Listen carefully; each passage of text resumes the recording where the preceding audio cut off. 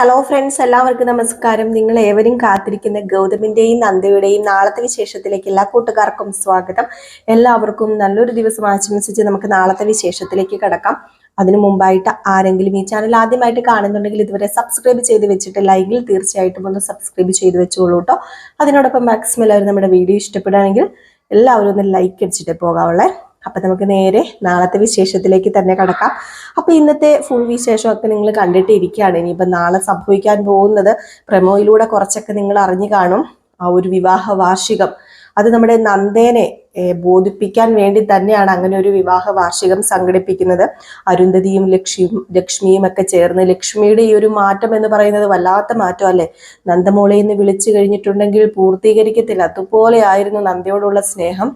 പക്ഷെ തൻ്റെ പേരക്കിടാവിനെ കൊന്നത് നന്ദയാണ്. അവൾ അന്ന് ഇറങ്ങിപ്പോയത് കൊണ്ടാണ് തൻ്റെ പേരക്കിടാവ് മരിച്ചതെന്നൊക്കെ വിശ്വസിക്കുന്ന നമ്മുടെ ലക്ഷ്മി ഇപ്പൊ നന്ദയെ ശത്രുസ്ഥാനത്തും അതുപോലെ തന്നെ നന്ദയെ മരുമകളിന്റെ സ്ഥാനത്തും ഒന്നുമല്ല കാണുന്നത്.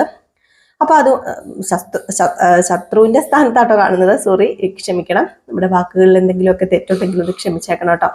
അപ്പം ശത്രുവിന്റെ സ്ഥാനത്താണ് കാണുന്നത്. അപ്പൊ അതുകൊണ്ട് തന്നെ നമ്മുടെ പിങ്കിയും ഗൗതവും തമ്മിലുള്ള വിവാഹം എങ്ങനെയെങ്കിലും നടത്താൻ നന്ദേനെ ഒഴിവാക്കിയേ പറ്റൂ. ഇനി ഒരു ചെറിയ ഖണിക പോലും നമ്മുടെ നന്ദയുടെ മനസ്സിൽ ഉണ്ടാകാൻ പാടില്ല ഗൗതമിനെ കുറിച്ചപ്പം.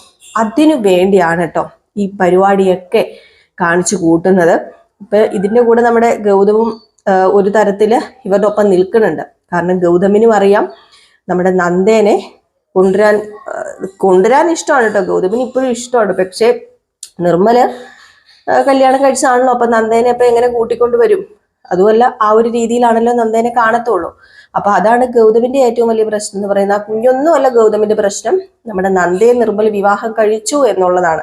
അപ്പൊ ഇവർക്കുണ്ടായ കുഞ്ഞാണ് ഗൗരിമോൾ എന്നൊക്കെ ഓർത്താണ് ഇരിക്കുന്നത്. അപ്പൊ അത് തെറ്റിദ്ധാരണ തന്നെയാണ്. ഏതായാലും അതുകൊണ്ട് തന്നെ നന്ദേനെ ഒന്ന് തോപ്പിക്കണം എന്ന് കരുതിയിട്ടാണ് ഈ ഒരു വിവാഹ വാർഷികം വെക്കുന്നത്. അതിന്റെ കൂടെ നമ്മുടെ ഗൗതമും സപ്പോർട്ട് ചെയ്യുന്നത്. അങ്ങനെ ഇന്ന് ലാസ്റ്റ് സീനായിട്ട് നമ്മൾ കണ്ടത് നന്ദേനെ ഫോൺ വിളിച്ചു പറഞ്ഞു. നന്ദ പറഞ്ഞു വരാൻ പറ്റില്ല, നോക്കട്ടെ എന്ന് ആദ്യം ഫോൺ വിളിച്ചപ്പോൾ പറഞ്ഞത്. ഏതായാലും നന്ദ പോകാൻ തയ്യാറാവില്ല. കാരണം നന്ദയ്ക്ക് അത് കാണുവാനുള്ള ശേഷിയില്ല. വേറൊന്നുമല്ല, നമ്മുടെ ഗൗതം ഇപ്പോഴും നന്ദയുടെ മനസ്സിൽ ഉണ്ട്. നന്ദയുടെ കഴുത്തിൽ കിടക്കുന്ന താലി ഗൗതം ചാർത്തിയത് തന്നെയാണ്. അത് വിട്ടുകൊണ്ട് ഗൗതമിന്റെ വീണ്ടും ഒരു വിവാഹ വാർഷികത്തിന്, അതും പിങ്കിയുമായിട്ടുള്ള വിവാഹ വാർഷികത്തിന് ഒരിക്കലും ഞാൻ പോകില്ല എന്ന് പറഞ്ഞ് ദൃഢനിശ്ചയം എടുത്ത് നമ്മുടെ നന്ദ നിൽക്കുകയാണ്. അപ്പൊ നന്ദ ഈ കാര്യം നിർമ്മലിനോട് പറഞ്ഞു കേട്ടോ. എനിക്കിന്നൊരു കോള് വന്നിട്ടുണ്ടായിരുന്നു. അപ്പൊ ഈ കുട്ടി സംസാരിച്ചുകൊണ്ടിരിക്കുന്നതിന്റെ ഇടയ്ക്കാണ്. അപ്പൊ നമ്മുടെ ഗൗരിമോൾ ഉള്ളത് കൊണ്ട് തന്നെ ഗൗരിമോളോട് പറഞ്ഞു മാറിപ്പൊക്കെ, എനിക്കൊരു കാര്യം സംസാരിക്കാനുള്ളത് പറഞ്ഞപ്പോ അതെന്താ കാര്യം? ഞാൻ അറിയാത്ത കാര്യം? അതെ, ഈ ഗൗരിമോളെ അറിയിച്ചുകൊണ്ട് സംസാരിച്ചാൽ മതി. അമ്മയ്ക്ക് ഈ ഗൗരിമോൾ അറിയാത്ത ഒരു കാര്യവും വേണ്ട. അല്ലെങ്കിലും കുറച്ച് ഗൗരിമോൾ അറിയാത്ത കാര്യങ്ങളൊക്കെ ഇവിടെ നടക്കുന്നുണ്ട് എന്നൊക്കെ കുട്ടി പറയുന്നുണ്ട്. അതായത് ചെറിയ വായിൽ വലിയ വർത്താനം പറയുന്ന ഒരു ടൈപ്പാണല്ലോ ഗൗരിമോള്. അപ്പൊ അതുകൊണ്ട് തന്നെ നമ്മുടെ ഗൗരിമോളെ ഒഴിവാക്കിയിട്ടാണ് നിർമ്മലിനോട് പറയുന്നത് ഇങ്ങനെയായിരുന്നു സംഭവം. എന്നെ പിങ്കി ഫോൺ വിളിച്ചായിരുന്നു. അവരുടെ വിവാഹ വാർഷികത്തിന് എന്നെ വിളിച്ചത്. നിർമ്മല് പറയൂല്ലോ, നിർമ്മല് പറഞ്ഞായിരുന്നല്ലോ അങ്ങനെ ഒരു ബന്ധമൊന്നും അവർ തമ്മിലില്ല എന്ന്. പിന്നെ എങ്ങനെ ഈ വിവാഹ വാർഷികം അവര് ആഘോഷിക്കുന്നു? അങ്ങനെ ഒന്ന് ആഘോഷിക്കുന്നുണ്ടെങ്കിൽ അവർക്ക് രണ്ടുപേർക്കും ഇപ്പം ഒരു ജീവിതമുണ്ട്, അവർ ജീവിക്കുന്നുണ്ട്. അതുകൊണ്ട് തന്നെയല്ലേ ഏതായാലും ഈ ഒരു വിവാഹ വാർഷികത്തിന് ഞാൻ പോകില്ല എന്നൊരു ഉറച്ച തീരുമാനം നമ്മുടെ നിർമ്മലിനോട് പറയുന്നുണ്ട്. അപ്പൊ നിർമ്മല് പറയുന്നത് വേറൊന്നുമല്ല, എന്തിനീ വിവാഹ വാർഷികത്തിന് നന്ദ പോകാതിരിക്കണം? നന്ദ ഈ വിവാഹ വാർഷികത്തിന് പങ്കെടുക്കുക തന്നെ വേണം. അത് നന്ദയുടെ ഒരു അവകാശമാണെന്ന് കൂട്ടിക്കോ. അപ്പം അവര് വിളിച്ചതല്ലേ, പോട്ടെ, നന്ദ ആരെങ്കിലും ആയിക്കോട്ടെ. അത് മാത്രമല്ല, നന്ദമോനെ ചികിത്സിക്കുന്ന ഡോക്ടർ ആയിക്കോട്ടെ, ആ പേരിലാണ് നിന്നെ വിളിച്ചതെങ്കിൽ നന്ദയ്ക്ക് പോകുന്നതിൽ എന്താണ് കുഴപ്പമെന്ന് പറയുമ്പം ആ പേരിലൊന്നും അല്ല എന്നെ വിളിച്ചത്. എന്നെ വിളിച്ചത് ഈ കെട്ടുകാഴ്ചയൊക്കെ കാണിക്കാൻ വേണ്ടി തന്നെയാ. ഒരിക്കലും ഞാൻ പോവില്ല എന്ന് തറപ്പിച്ച് നിൽക്കുകയാണ്. അപ്പോഴത്തേക്കും ഗൗരിമോള് പറഞ്ഞു, എന്താ അമ്മ ഇത്, നമുക്ക് പോകാം. നന്ദുവിന്റെ മമ്മിയുടെയും പപ്പയുടെയും വെഡിങ് ആനിവേഴ്സറി അല്ലേ, ഇതുവരെ നമുക്ക് അങ്ങനെ ഉണ്ടായിട്ടില്ലല്ലോ. അമ്മയുടെയും എൻ്റെ അച്ഛൻ്റെ വെഡിങ് ആനിവേഴ്സറി ഒന്നും ഞാൻ കണ്ടിട്ടില്ലല്ലോ. അപ്പൊ പിന്നെ നന്ദുമോന്റെ അച്ഛൻ്റെ അമ്മയുടെയും വെഡിങ് ആനിവേഴ്സറി ഞാൻ കണ്ടോട്ടെ എന്നൊക്കെ പറയാ. അപ്പൊ ഈ കുട്ടിയുടെ സംസാരം കേൾക്കുമ്പോഴത്തേക്ക് നന്ദയ്ക്ക് കലി വന്നിട്ട് നന്ദ മാറി പോകുന്നുണ്ടോ നീ എന്ന് പറഞ്ഞ് കുട്ടീനെ വെറുതെ വഴക്ക് പറഞ്ഞ് വിടാണ്. അപ്പോഴും നമ്മുടെ നിർമ്മല് പറയുന്നുണ്ട്, നന്ദ നീ എന്താണ് കാണിക്കുന്നത്? കുട്ടിക്ക് എന്തെങ്കിലും അറിയാമോ? അവളുടെ ചെറിയ ചെറിയ ആഗ്രഹങ്ങളാണ് അവള് പറയുന്നത്. നീ അത് തള്ളി മാറ്റി നിർത്തിക്കോ. പക്ഷെ അവളെ ഇങ്ങനെ വഴക്ക് പറയാതെ, ആ പിഞ്ചു മനസ്സ് വേദനിക്കില്ലേ എന്നൊക്കെ ഇങ്ങനെ പറഞ്ഞ് മനസ്സിലാക്കി കൊടുക്കുന്നുണ്ട്. പക്ഷെ നന്ദയ്ക്ക് ആ ഒരു ദേഷ്യമാണ് കേട്ടോ. പിങ്കിയും ഗൗതമും തമ്മിലുള്ള വിവാഹ വാർഷികം അപ്പൊ അതൊക്കെ കേൾക്കുമ്പോഴുണ്ടാകുന്ന ആ ഒരു മാനസിക ബുദ്ധിമുട്ടിലാണ്. അപ്പൊ ഇതേ സമയമാണ് വിവാഹ വാർഷികത്തിന്റെ ആ ഒരു ദിവസമാണ് നാളെ. ആ ഒരു ദിവസം രാവിലെ അണിഞ്ഞൊരുങ്ങി നമ്മുടെ ഗൗതമും പിങ്കിയും വരുന്നു. അപ്പം ഗൗതം ഇടയ്ക്ക് കണ്ണാടിയിൽ ഇങ്ങനെ നോക്കിയിട്ട് അവൾക്ക് വേദന എടുക്കണം, അവളുടെ മനസ്സ് മുറിവേൽക്കണം. അതിനുവേണ്ടി ഇന്ന് നല്ല രീതിയിൽ തന്നെ അണിഞ്ഞൊരുങ്ങി നിൽക്കുക തന്നെ വേണം. തനിക്ക് പിങ്കിയെ ഇഷ്ടമാണെന്നും അവർ ജീവിക്കുകയാണെന്നും അവൾ അറിയണം.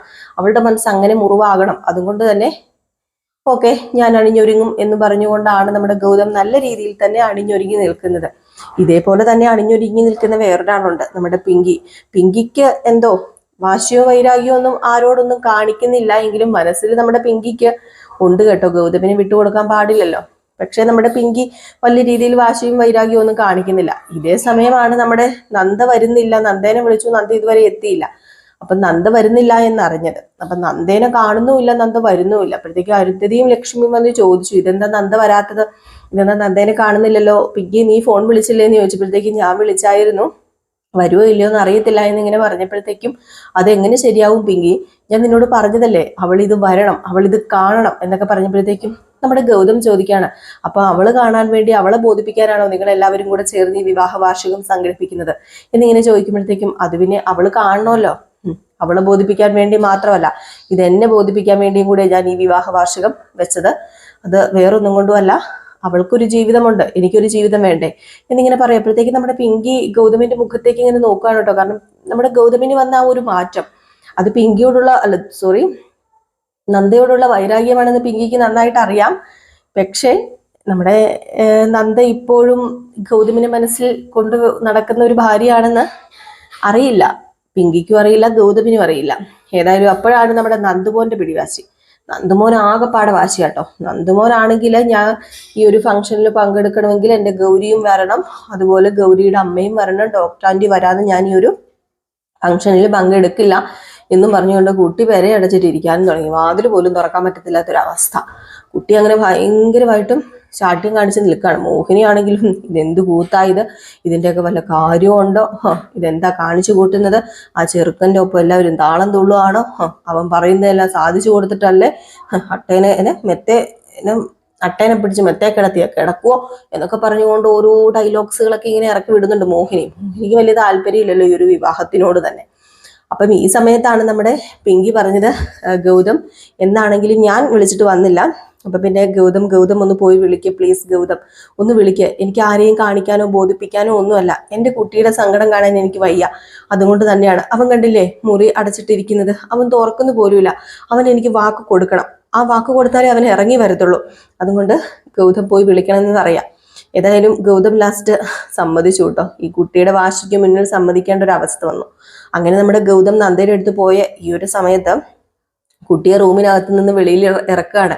ദേ നിന്റെ നന്ദ ഡോക്ടർ വരാൻ പോവാണ്, നിന്റെ ഡോക്ടർ ആൻറ്റി വരാൻ പോവാണ്, ഇറങ്ങി വാന്ന് പറഞ്ഞ് കുഞ്ഞിനെ വെളിയിൽ ഇറക്കുകയാണ്. അപ്പം കുഞ്ഞ് സന്തോഷത്തോടു കൂടി വെളിയിൽ ഇറങ്ങി നിൽക്കുമ്പോൾ നന്ദേനെ കാണുന്നില്ല. അപ്പം പിങ്കി വാക്ക് കൊടുക്കുകയാണ്, ഇപ്പൊ തന്നെ ഡോക്ടർ ആൻറ്റിനെയും കൂട്ടി ഗൗരീനെയും കൂട്ടി നിന്റെ പപ്പ ഇവിടെ എത്തുമെന്ന്. ഈ സമയത്തായിക്കോട്ടെ നമ്മുടെ ഗൗതം ഡോക്ടർ ആൻറ്റീനെ വിളിക്കാൻ വേണ്ടി അവിടെ ചെന്ന് കയ്യും കാലും പിടിക്കാണ് കേട്ടോ. എവിടെന്ന് നമ്മുടെ ഗൗതമല്ല നന്ദ അനങ്ങുമോ? നന്ദ പറയുന്നത്, ഒരിക്കലും ഞാൻ ഇന്ദീവരത്തിന്റെ പടി കയറില്ല, അന്ന് ഞാൻ അവിടുന്ന് ഇറങ്ങിപ്പോന്നാണ്, ഞാൻ ശപഥം ചെയ്താണ്, അതുകൊണ്ട് ഒരിക്കലും ഞാൻ ഇന്ദീവരത്തിന്റെ പടി കയറില്ല, ആരൊക്കെ വിളിച്ചാലും കയറില്ലെന്ന് പറയാം. അപ്പൊ നമ്മുടെ ഗൗതം പറയുക, ഈ ഒരു അവസ്ഥ എനിക്ക് വന്നതിൽ നിനക്ക് സന്തോഷമുണ്ടെന്ന് എനിക്കറിയാം, കാരണം നിന്റെ മുമ്പിൽ വന്ന് എല്ലാത്തിനും ഞാൻ ഇങ്ങനെ കൈകൂപ്പി നിൽക്കേണ്ടി വരുന്നുണ്ടല്ലോ, അതെൻ്റെ മോനെ ഓർത്തിട്ട് മാത്രമാണ്. അവനുണ്ടല്ലോ, അവൻ റൂം അടച്ചിരിക്കുക, അവന് ഗൗരിമോളും നന്ദ ഡോക്ടറും വരാതെ ആ റൂം തുറക്കില്ല, അവന് ഈ ഒരു ഫംഗ്ഷനിൽ പങ്കെടുക്കില്ലെന്നാണ് പറയുന്നത്. അതുകൊണ്ട് എൻ്റെ കുട്ടിയുടെ മനസ്സ് വേദനിപ്പിക്കരുത്, ദയവ് ചെയ്ത് ഞാൻ പറയാം, വരണം പ്ലീസ്, എൻ്റെ കൂടെ വരണം എന്നിങ്ങനെ പറയുന്നു. ഏതായാലും ലാസ്റ്റ് നമ്മുടെ ഗൗരിമോളുടെ നിർബന്ധവും ഗൗതമന്റെ നിർബന്ധവും ഒക്കെ കാരണം നന്ദ ആ ഒരു പ്രോഗ്രാമിൽ പങ്കെടുക്കാൻ വേണ്ടി ചെല്ലാണ് കേട്ടോ. ഏതായാലും ഒരിക്കലും സഹിക്കില്ല നമ്മുടെ നന്ദയ്ക്ക് ആ പ്രോഗ്രാം പങ്കെടുക്കുന്നതും അതുപോലെ അവിടെ നടക്കുന്ന കാര്യങ്ങളും. ലക്ഷ്മി തന്നെ കുറ്റപ്പെടുത്തുന്നില്ല, ലക്ഷ്മി മിണ്ടുന്നില്ല, അരുന്ധതി മിണ്ടുന്നില്ല. ഇവരുടെയൊക്കെ മുഖം കാണുമ്പോൾ ഉണ്ടാകുന്ന ആ ഒരു സങ്കടമൊക്കെ ഒരുപാട് നമ്മുടെ നന്ദ അനുഭവിക്കുകയാണ്. ഏതായാലും അവിടെ നമ്മുടെ നിർമ്മലും വരുന്നുണ്ട്. അപ്പോഴാണ് സത്യം പറഞ്ഞ ഇവരൊക്കെ നിർമ്മലിനെ കാണുന്നതും നിർമ്മല് നമ്മുടെ നന്ദയുടെ കൂടെ ഉണ്ടെന്ന് അറിയുന്നതും. എന്തായാലും ഈ ഒരു അവസരത്തിൽ നമ്മുടെ നിർമ്മല് തന്നെയാണ് ഗൗതമിനോട് സത്യങ്ങളൊക്കെ തുറന്നു പറയുന്നത്. അപ്പൊ അതൊക്കെ നമുക്ക് കാത്തിരുന്ന് തന്നെ കാണാം. അപ്പൊ എല്ലാവരും കാത്തിരിക്കുക. ഇതെല്ലാം കോർത്തിണക്കിക്കൊണ്ട് ഒരു അടിപൊളി വിശേഷമാണ് നാളെ നമ്മൾ കാണാൻ പോകുന്നത്. അപ്പൊ മിസ് ചെയ്ത് കളയരുത്. എന്നും രാവിലെ കറക്റ്റ് ഒരു 9 മണിയോട് കൂടി നമ്മൾ ഫുൾ വിശേഷം ഇടാറുണ്ട് കേട്ടോ. അപ്പൊ എല്ലാവരും ഒന്ന് മിസ് ചെയ്ത് കളയാതെ കണ്ടേക്കണേ. അപ്പൊ അടുത്ത വിശേഷവുമായിട്ട് വരുന്നവരെല്ലാവർക്കും ടാറ്റാ ബൈ ബൈ.